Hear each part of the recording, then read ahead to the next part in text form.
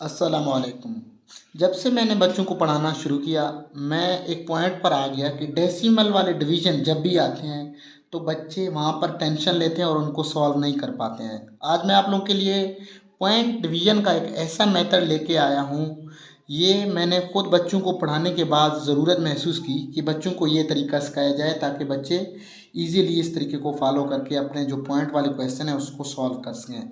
आपने आखिर तक इस कॉन्सेप्ट को एक दफ़ा देखना है, ज़िंदगी भर ये आपके काम आने वाली कॉन्सेप्ट है।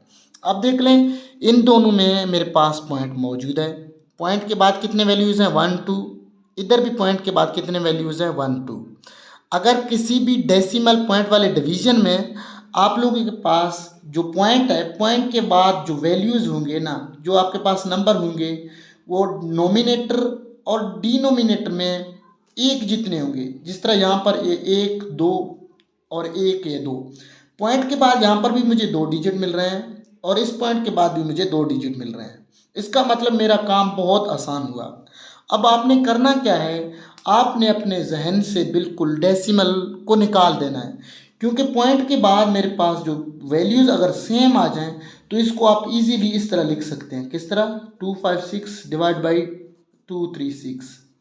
चाहे पॉइंट के बाद आपके पास ये 3 हो, इधर भी 3 हो, तो आपने पॉइंट बिल्कुल नहीं लगानी है, आपने वैसे डायरेक्ट उसकी डिवीज़न करनी है। उसके बाद जो डिवीज़न में है ना, आपको इजीली वो पॉइंट मिल जाएगा। ठीक है, अब इसको आप सॉल्व करके चेक कर सकते हैं। अब 256 को अंदर रखें और 236 को बाहर रखें, आप इजीली उसको सॉल्व करते हैं। बच्चे जो है ना, वो पॉइंट भूलना लगाना भूल जाते हैं कि पॉइंट आपने लगानी किधर है। ये पॉइंट को बताने का तरीका है। इधर भी आप देख लें, यहाँ पर पॉइंट, चाहे इस पॉइंट के बाद आपको 2 डिजिट मिल रहे हैं, ठीक है, ये मेरे लिए आसान हुआ। यहाँ पर भी 2 मिल रहे हैं।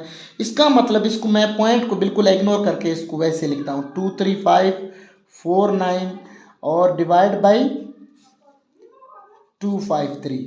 इसको अब जब भी यहाँ पर नीचे पॉइंट की ज़रूरत पड़ेगी, आपने वहाँ पर पॉइंट लगानी है। अब मुझे तो पहले ही रकम में यहाँ पर पॉइंट की ज़रूरत पड़ रही है, तो मैं यहाँ पर पॉइंट लगा के उसको बाद में मल्टीप्लाई करूँगा। ठीक है, ये 4 रकम तक अब मैंने जाना है।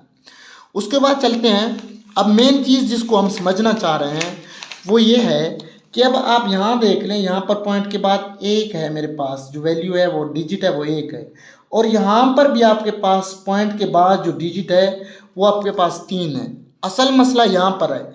इस मसले को आपने हल कैसे करना है, आपके पास जो ये 3 है ना, यहाँ पर आपने देखना है पॉइंट के बाद आपके पास यहाँ पर 3 है, यहाँ पर 1 है। अब आपने करना है, जो बड़ी होगी ना, पॉइंट के बाद 3 है मेरे पास, इधर 1 है, 3 में से मैंने 1 को माइनस करना है। मेरे पास आंसर क्या है? मेरे पास आंसर आता है 2। इसका मतलब ये हुआ कि यहाँ पर पॉइंट के बाद आपने मज़ीद 2 सिफर जो है ना वो खुद से ऐड करने हैं, तो आपका जो यहाँ पर पॉइंट है वो ख़त्म हो जाएगा। किस तरह?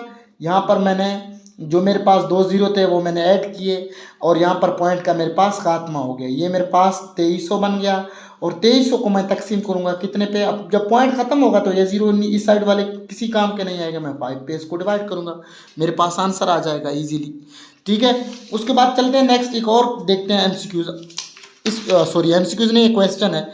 देखिए, इसमें पॉइंट के बाद यहाँ पर तो मेरे पास 4 हैं और यहाँ मेरे पास पॉइंट के बाद कोई भी जो है ना पॉइंट नहीं है। अब पॉइंट के बाद जितने भी डिजिट होंगे वो आपने नीचे खुद से उनका इजाफा करना है। पॉइंट के बाद कितने? 1 0 यहाँ पर लगाऊंगा, 1 0 यहाँ पर लगाऊंगा, 1 0 यहाँ पर लगाऊंगा, 1 0 यहाँ पर लगाऊंगा।